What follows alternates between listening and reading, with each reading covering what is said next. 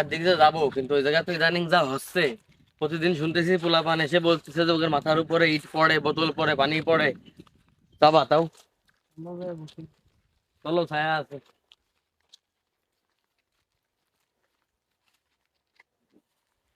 আসলো কিটা? দেখছো, তোমার কলাম যে এনে বসার দরকার নেই।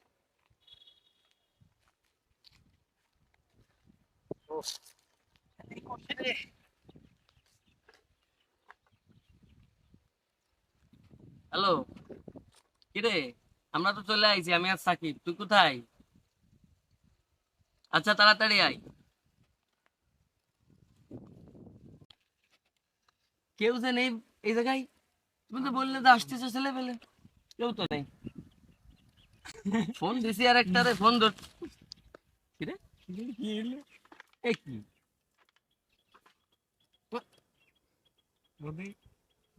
মানে আমি বললাম যে বেকায় কি একটা সমস্যা, গাছের তে পাতা মাথা। এই কি হলো? আল্লাহ! ওরে বাপ! এই, তোরা আর বেকায় আসবি না। বেকায় শুধু আমি রাজ করব। এই, তোরা এখানে অনেক দিন ধরে জ্বালাচ্ছিস, এই জন্য অনেক ডিস্টার্ব হচ্ছে। আর আসবি না, আসলেই কিন্তু তোদের ঘাড় মুটকে দেবো। হা হা হা। ভাই আপনি বেকায় কি জন্য যাচ্ছেন? ওকে বলেননি আপনার সাথে যা হইছে বেকায়? ফোন দিল যে বেকার রয়েছে ছাই, তা যাই দেখি ভাই কি আমাকে যা অবস্থা। উচিত না, চলেন বাসায় চলেন। আরে না, চল দেখে আসি, পুরো না ভাই, বন্ধুদের উদ্ধার করে নিয়ে না আসি। থাক ভাই, তাহলে যান, আপনি যান, আমি চলে যাচ্ছি ভাই। না কি ভাই, চলে বললিস? যাচ্ছি ভাই, না, চলে যাচ্ছি। আমি যে দেখি, সবাই তো বললো বেকায় আসবে, কাকু কেউ তো দেখছি না। কোথায় সবাই? ও, আরে ভাই, কি হয়েছে তোমার? অজ্ঞান নাকি তুমি? আরে শীত, অজ্ঞানী তো। বললাম কালকে দিয়ে দেখাইছে না।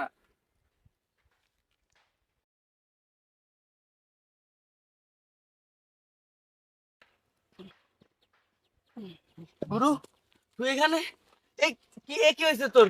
আর এখানে আসছিস কেন? আমি এখানে যা দেখছি, জীবনে এমন। কালকে তো আমার ওই যে পা ওই যে এই জন্য যে হয়ে গেছে, এই টাকা তো হচ্ছে ভাই কোন যাচ্ছেন, কোনে যাচ্ছেন? ভূত ভূত পলাশ অজ্ঞান, বিপদ আছে সামনে। উফ, ভাই পানি খাও, পানি খেয়ে। কি হয়েছে ভাই, আপনি পানি খাচ্ছেন? আরে ভাই, এখানে তো ভূত ভূত, সত্যি সত্যি ভূত। আমি তো অজ্ঞান হয়ে গেছিলাম, তুই এখানে এসেছিস কেন? আরে তাহলে তো সাকিব দাদা ঠিকই বলছে, আমি আর এই জায়গা নেই। বাঁচালি তুই। এখানে এরকমের হয়েছে আমি তো কিছু জানি না। কি বলো? তোর সঙ্গে এত বড় একটা বিপদ হয়ে গেছে, আমাকে তো একবার জানাবি। আমি ভাবছি সবাই তোরা এখানে আছিস। আর এখানে আসা ঠিক না, সবাইকে বলতে হবে এই বিষয় যে এখানে আসলে এরকম একটা বিপদ।